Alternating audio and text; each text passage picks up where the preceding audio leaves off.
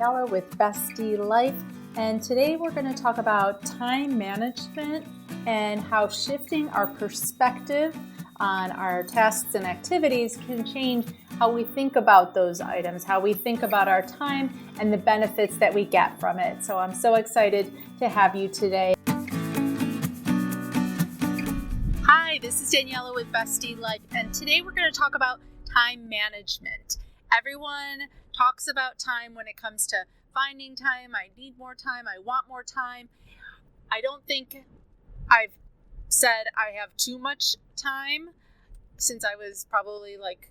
a teenager and sitting around my parents' house bored out of my mind, and what I would wish to go back to having that kind of unscheduled, unplanned time available to allow my mind to wander, to explore, to read, to detach, and do all those things I say I don't have time to do now. So what we need to do when we think about time management is not look at necessarily how to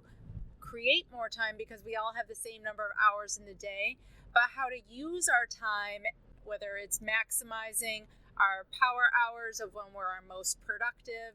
whether it's delegating and taking things off of our plate that don't require our time and attention, even though they're things that we do. We don't necessarily have to be the person doing them. Or we look at how we think about our time in a way that our tasks maybe don't need to take as much time, or we can combine and utilize our time in different ways, if nothing else, so that we walk away from something we had to do thinking about it in a different way and with a different perspective, so that we get maybe some different benefits. An example might be I have to pick up my daughter from practice, and even though that's an errand and it's running around, to look at it from the perspective of saying, I don't have enough time with my kids and my teens, and I wish we could spend more time together, to look at that time from a quality perspective of being together, undistracted for the most part, being able to catch up on our days and have some of that undistracted time rather than just as another busy errand and something else to do on my to-do list. And so when we take some of the mundane day-to-day tasks and give them just even a different perspective and a different mindset, we not only find that we enjoy that activity more, but we find it's easier to look at other activities and events from that same perspective and find maybe more self-care, more connection, more of some of the other things we didn't think we had the time for just from that simple shift. And so it's a different skill to practice. It's a different muscle and a different way of thinking than maybe we're used to. And so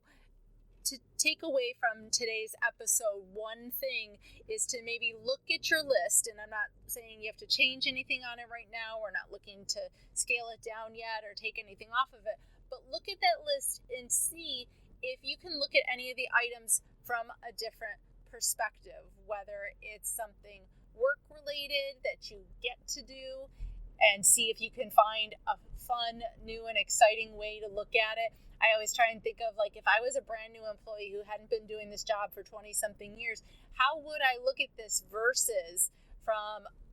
the perspective I'm in now? And it gives me a different insight and a different way to see things that maybe can then make it less stressful, less mundane, because you have kind of fresh eyes on it. Or maybe it's something related to a task at home. Can you make it fun? Can you make it a game? Can you make it part of the connection, quality time with your family or even with friends, and use that in a way that you can then take all those things in your day, that busy that we can get so caught up in, and find those moments of bliss and find those moments that fill us up throughout our day intentionally and with a deliberate thought process, versus just giving and feeling empty by the end of it all. So I would love to hear your feedback in the comments as far as how this worked for you, if you were able to find something, if you have questions about how to do this, as well as if you like these tips, enjoy this episode, please leave a 5-star review so that more people can hear this episode. Thanks so much, and I look forward to talking to you soon. Bye-bye.